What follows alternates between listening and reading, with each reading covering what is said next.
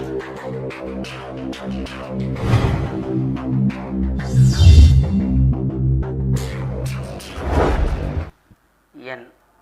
குலதெய்வமான குழந்தாளம்மனை போற்றி, பெரிய கற்பனசாமியை போற்றி, அனைவருக்கும் எனது பணிவான வணக்கங்கள். வணக்கம்.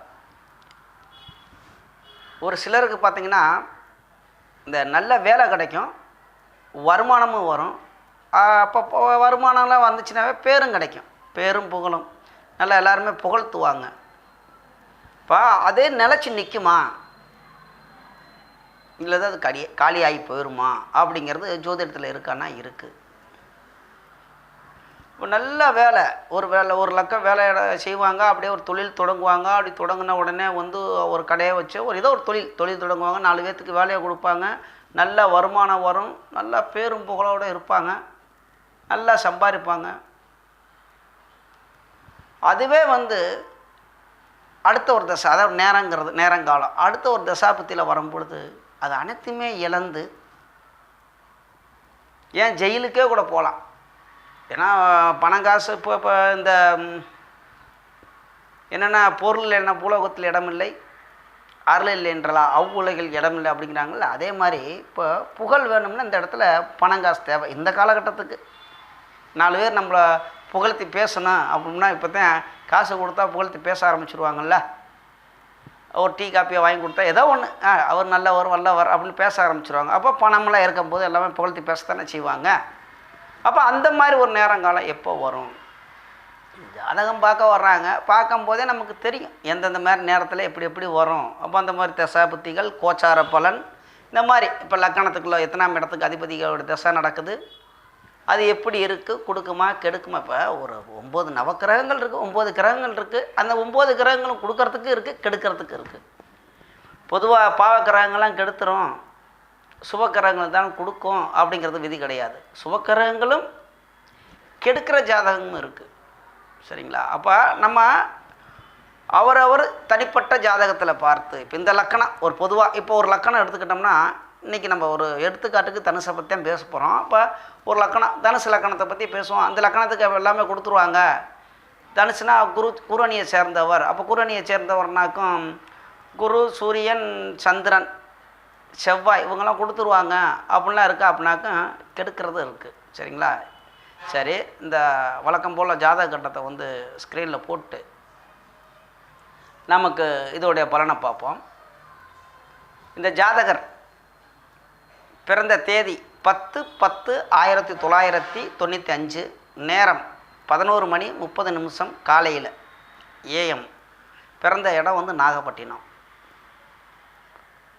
மீண்டும் ஒரு தடவை இந்த பிறந்த தேதி மட்டும் பார்த்துங்க, ஏன்னா நீங்களாம் செக் பண்ணுவீங்கள்ல, அப்போ தானே எப்படி இருக்குன்னு. 10ஆம் தேதி 10வது மாதம் 1995, நேரம் வந்து 11:30 நாகப்பட்டினத்தில் பிறந்திருக்கார். ஸ்கிரீனில் அவர் ராசி கட்ட வர்றது பார்த்துக்குங்க. லக்கணமாக வர்றது வந்து தனுசு லக்கணம், ராசி வந்து மேச ராசி. 3ஆம் இடத்தில் சனி ஆட்சி பெற்று வக்ரம் பெறுகிறார். இந்த இடத்துல ஆட்சி பெற்று வக்ரம் பெறுகிறார்னா அதுக்கு ஒரு அர்த்தம் இருக்குது, அதனால ஆட்சி பெற்று வக்ரம் பெறுகிறார். இந்த இடத்துல சந்திரன் கேதுவோட இணைவு, தேய்பிர சந்திரன் தான், அதாவது பௌர்ணமி சந்திரன், அந்த சந்திரன் ஒளி இலக்கில் இருந்தாலும் கேதுவோட இணைந்து உள்ளார். பஞ்சமி திதிக்கு அப்புறம் தான் அந்த எந்த ஒரு கிரகமும் சந்திரன் வந்து, அதாவது அமாவாசைக்கு அப்புறமா பஞ்சமி திதிக்கு மேலே தான் ஒளியும் வரும். அதே மாதிரி பௌர்ணமிக்கு அப்புறம் பஞ்சமி திதி ஒரு 5 நாள் அப்புறமா தான் அந்த தேய்வுரைகள் தொடங்கும், அந்த ஒளி இழந்த நிலையில் வரும். அப்படிங்கும்போது இவர் வந்து இந்த சந்திரன் இருக்கிற திதி என்னென்னு கேட்டிங்கனாக்கும் துவிதிய திதி தான், 2வது நாள் தான். அப்போ அந்த அளவுக்கு ஒளி இழந்தல இல்லை, ஒளியோட தான் இருக்கிறாரு. இருந்தாலும் கேதுவோட இணைவு பெற்று உள்ளார். 10ஆம் இடத்தில் சூரியன் திக்பலம் பெற்று உள்ளார். உச்ச புதனே அஸ்தங்கம் செய்து உள்ளார். இந்த இடத்துல 11ஆம் இடத்துல செவ்வாய், இது ராகு, செவ்வாய், சுக்கிரன் அந்த இடத்தில் ஆட்சியாக உள்ளார். 12ஆம் இடத்தில் குரு, அவர் குருவாட்டில் இருக்கிறார். பார்ப்போம். லக்னாதிபதி 12ஆம் இடத்தில் மரபு பெற்ற ஒரு ஜாதகம் பார்ப்போம். இதுதான் வந்து இந்த கிரக நிலை. இவர் வந்து அஸ்வினி நட்சத்திரத்தில் பிறந்திருக்கார், அஸ்வினி 4ஆம் பாதத்தில் பிறந்திருக்கார். அப்போ பிறந்த கால தசை அப்படின்னு எடுத்துக்கிட்டிங்கனாக்கும் கேது தசை. ஒரு வருஷம் 4 மாதம், அந்த 2 வருஷத்தை கூட வைங்களேன் கேது தசை. அதுக்கப்புறமா வந்து சின்ன பிள்ளையில் வந்து சுக்கிர தசை வருது. சுக்கிரன் வந்து இந்த இடத்துல வந்து குறுப்பாரா கெடுப்பாரா அப்படின்னு கேட்டிங்கன்னா இந்த ஜாதகருக்கு கண்டிப்பாக நல்ல பலனை செய்ய மாட்டார், கெடுக்க செய்வார். சிறு வயசுலேயே வந்து இந்த ஜாதகர், இந்த குழந்தைனே சொல்லுவோம், ரொம்ப கஷ்டப்பட்டிருக்கார். காரணம் என்னான்னு கேட்டிங்கன்னா 6ஆம் இடத்துக்கு அதிபதி 11ஆம் இடங்கிறது இந்த உபய லக்கணத்துக்கு மாரகஸ்தானம். ஸ்தரம் ஸ்திர உபயம் இருக்குல்ல, இப்போ சரத்துக்கு 2க்கு 7க்கு அதிபதிகள் மாரகாதிபதி, ஸ்திரத்துக்கு 3க்கும் 8க்கும் அதிபதி மாரகாதிபதி, உபயத்துக்கு வந்துக்கிட்டு 7க்கு 11க்கும் அதிபதிகள் வந்து மாரகாதிபதிகள். இவர்கள் வந்து நல்ல பலனை செய்ய மாட்டார்கள், கெடுதல் பலனை தான் செய்யணும். அவர்கள் வலுப்பற்று இருந்தால், நான் பல ஜாதகத்தில் நான் எடுத்துக்காட்டுக்கு சொல்லியிருக்கேன், அதில் அதிகமாக உபய லக்கணம் தான் வந்திருக்கும்.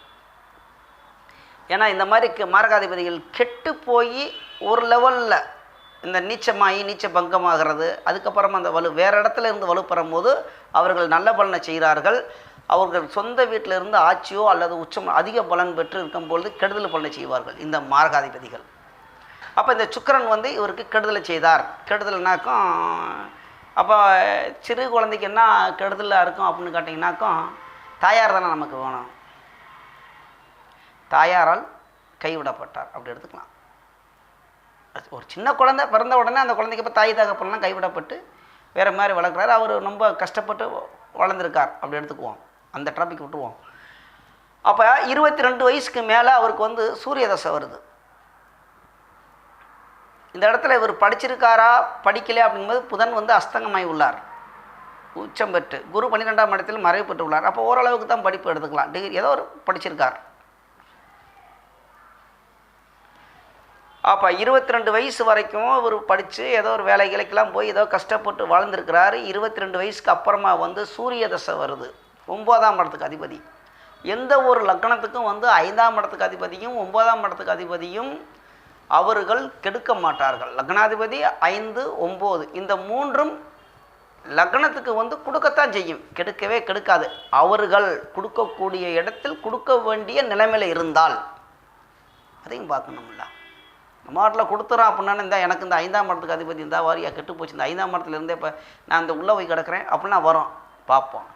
அப்போ இந்த 9ஆம் இடத்துக்கு அதிபதி தன் வீட்டுக்கு 2ஆம் இடத்தில் லாபஸ்தானத்தில் சூரியன், இந்த தனுசு லக்கணத்துக்கு 9ஆம் இடத்துக்கு அதிபதி தன் வீட்டுக்கு 2ஆம் இடத்தில் இருந்து கொண்டு லக்கணத்துக்கு 10ஆம் இடத்தில் திக்பலம் பெற்ற சூரியன், உச்ச புதனை அஸ்தங்கம் செய்த சூரியன். அப்போ நம்மளால் சாரத்தம் கூட சொல்லிடுங்க அப்படிங்குவாங்க. அப்போ சாரம் என்ன சாரம் பெற்றிருக்காரு அதையும் பார்த்துருவோம். அஸ்தம் சாரம், சந்திரனுடைய சாரம் பெற்று உள்ளார் 8ஆம் இடத்துக்கு. அப்போ இந்த இடம் என்ன அப்படின்னு கேட்டிங்கன்னா, இந்த சூரியன் 6 வருஷம் காலத்தில் சூரிய தசையில் நல்ல வேலை, 4 பேர்த்துக்கு வேலையும் கொடுத்தார், நிறையா தொழில் தொடங்கினார், நல்ல வருமானம் வந்துச்சு, பேரும் புகழும் உச்சம் இல்லையா, நல்ல பேரும் புகழும் வாங்கினார். நல்ல பேரும் புகழும், நல்லா ஒரு கடையெல்லாம் வந்து நிறையா ஒரு விரல் விட்டு எண்ணக்கூடிய ஒரு 4-5 கடைகள்லாம் வச்சு நல்ல பல தொழிலுக்கு அதிபதி. ஒரு தொழில் மட்டும் கிடையாது, அதை எடுத்துக்கலாம். என்ன தொழில்னாக்க இப்போ புதன் கூட இருக்கிறார்ல சூரியன், அப்போ ஒளியும் புதனும் அதுக்கு சம்மந்தப்பட்ட தொழில் தான். அதை சொல்லக்கூடாது. ஒரு ஒரு ஒரு என்னென்னா ஒரு ஜாதகம் சொல்லும்போது அது என்ன தொழில்னு பற்றி பேசும்போது அதை பற்றி பேசுவோம். இப்போ இவருக்கு அப்போ சூரிய தசை நல்ல வேலை, நல்ல தொழிலை கொடுத்தது, வருமானத்தை கொடுத்தது, நல்ல பேரும் புகழும் கொடுத்தது 6 வருஷம். அப்போ 27, 28 வயசு வரைக்குமே வந்து நல்லா போய்கிட்டு இருந்த இந்த ஜாதகம். அடுத்ததாக சந்திரதசை வருது. சந்திரதசை சந்திர புத்தி, ஓகே, அதெல்லாம் பிரச்சனை கிடையாது. 2000 பார்ப்போம். சந்திரதசை சந்திர புத்தி வந்து அவருக்கு வந்து 27 வயசு முடிஞ்சு அந்த 28ஆவது வயசில் தான் 27 வயசு ஹாஸ்டலில் தொடங்குது. அந்த இடத்துல வந்து சந்திரதசை சந்திர புத்தி வந்து 2023 வரைக்குமே இருக்குது, பரவாயில்லை. 2024 மார்ச் வரைக்குமே பரவாயில்ல. சந்திரதசை செவ்வாய் புத்தி அவர்களெல்லாம் கெடுக்க மாட்டார்கள், ஓரளவுக்கு பரவாயில்லை. இந்த பல 5ஆம் இடத்துல இருக்கார். முதல்ல அந்த சந்திரனுடைய நிலப்பாடை பார்த்துக்குங்க. இந்த தனுசு லக்கணத்துக்கு 5ஆம் இடத்தில் இருக்கிறார் சந்திரன். பௌர்ணமிக்கு அடுத்த நிலையில் துவிதிய திதிகள் அப்படின்னா அந்த சந்திரன் ஒளியை இழக்கல, இருந்தாலும் கேதுவோட இணைவு பெற்றுள்ளார், சனியால் பார்க்கப்பட்டுள்ளார். 3ஆம் பார்வையாக சனி பார்க்கப்பட்ட சந்திரன். இந்த சந்திரனே வந்து சந்திரமங்கல யோகம், இந்த செவ்வாய் பார்க்கறது நல்லது தான், சந்திரமங்கல யோகம் இருக்குது. இருந்தாலும் ராகு கூட சேர்ந்த இந்த செவ்வாய் பார்வை, சுக்கிரன் இந்த லக்கணத்துக்கு மரகாதிபதி, 6ஆம் இடத்துக்கு அதிபதி, அந்த சந்திரன் 8ஆம் இடத்துக்கு அதிபதி. அப்போ 6, 8, 11 மரகாதிபானம், இது எல்லாமே 5ஆம் இடத்தோட வேலையில் செய்யணும், 5ஆம் இடத்தில் இருந்து கொண்டு. அப்போ இந்த சந்திரன் எந்த வேலையெல்லாம் செய்யணும் அப்படின்னு கேட்டிங்கன்னா, 8ஆம் இடத்துக்கு அதிபதி, அவருடைய வேலை. ஆனால் இந்த சந்திரன் வந்து இந்த லக்கணத்துக்கு அவ்வளோக்காக கெடுக்கக்கூடாது தான், இந்த லக்கணத்துக்கு வந்து கெடுத்த சரித்திரம் இல்லை, ஆனால் இவர் கெடுக்கிறார். எப்படிங்க? அதான் ஜோதிடம். ஒரே லைனாக ஒரே தான் வந்து பலன் சொல்ல முடியாது.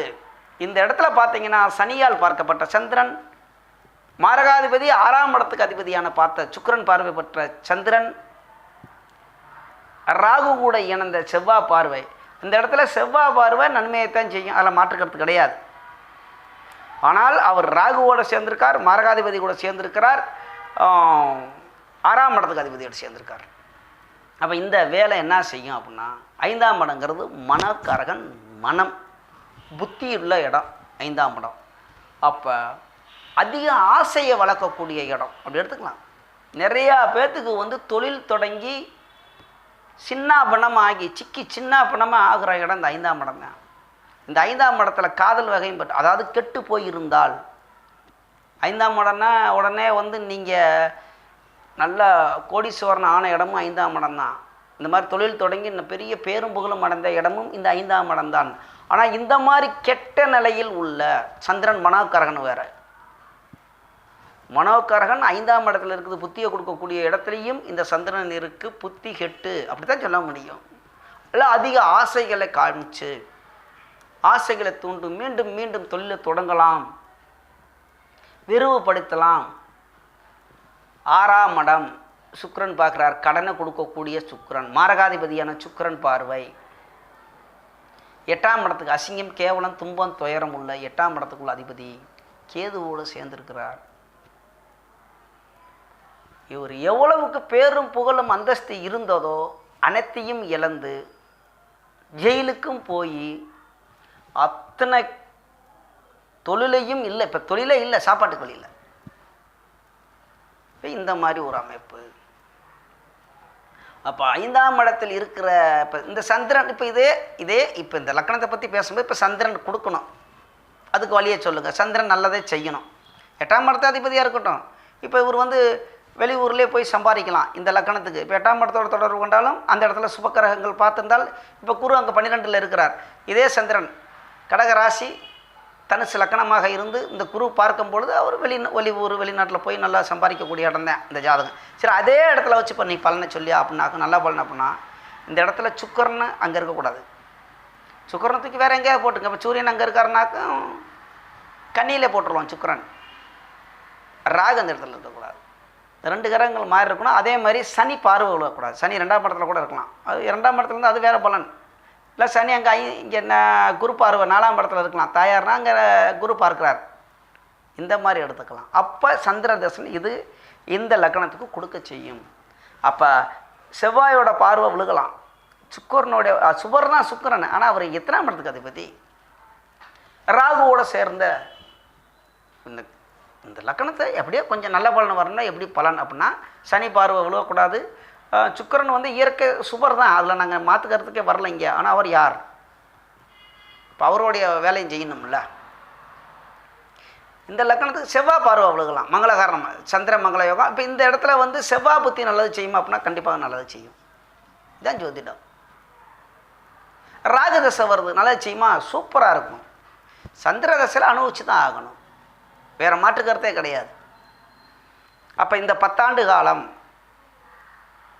இப்போ உள்ளே இருக்கார் ஜாதகர், ஜெயிலில் உள்ளே இருக்கிறார். உறுதி நம்ம ஜாதகத்தை பார்க்குறோம், நம்ம சொல்லிக்கிட்டு இருக்கோம். நம்ம இங்கேருந்து பார்க்கும்போதே மனக்காரன் இந்த மாதிரி இப்போ நாங்கள் போய் உள்ளே இருக்கார் வெளியே இருக்காருன்னு எந்த ஜோதிடமும் வந்து 100% சொல்ல முடியாது. இந்த மாதிரி கட்ட பலன் போதுமா? இந்த 5ஆம் இடம் மனக்காரகன், இந்த 5ஆம் இடம் புத்தி, அந்த ஏதோ ஒரு ஆசைகள் இல்லைன்னா ஒரு புத்தி கட்டு சுக்கரன் கூட சேர்ந்துருக்கார். இப்போ இது இப்படி இல்லைனாக்கும் சுக்கரனும் சந்திரனும் இணைவு, அப்போ என்ன இருக்கும், காதல் வரும். காதல்னால எல்லாத்தையும் இழந்துட்டு எல்லாமே அடி வாங்கி மிதி வாங்கி ஓடணும், ஏதாவது பொண்ணை லவ் பண்ணி இப்படி எடுத்துக்கலாம். நிறைய விஷயங்கள் இருக்குல்ல.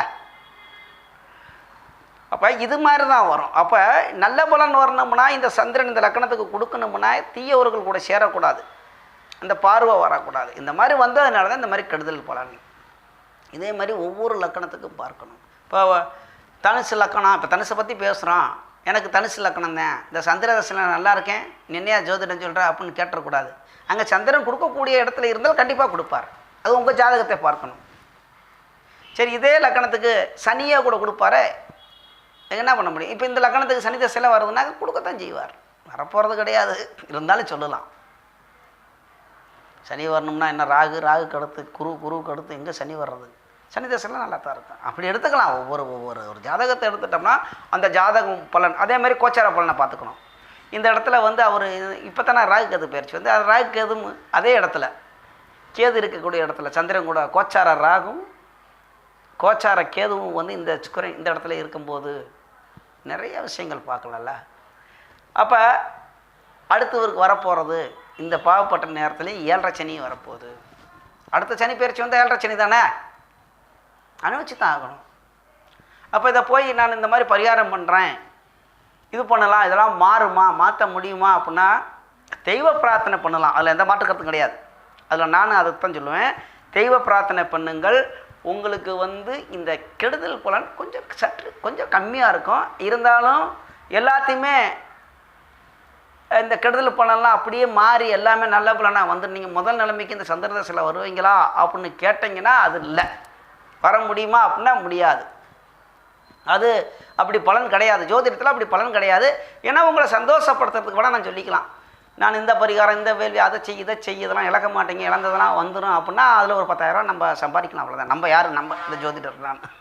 இப்படி அது நம்ம ஒரு குறையாக சொல்லலை. இந்த இடத்துல சில பேர் கேட்குறாங்க, பரிகாரம் பண்ணலாமா, பரிகாரம் பண்ணால் ஒரு பழைய நிலைமைக்கு வந்துடலாங்களா அப்படின்னா அது வர முடியாது.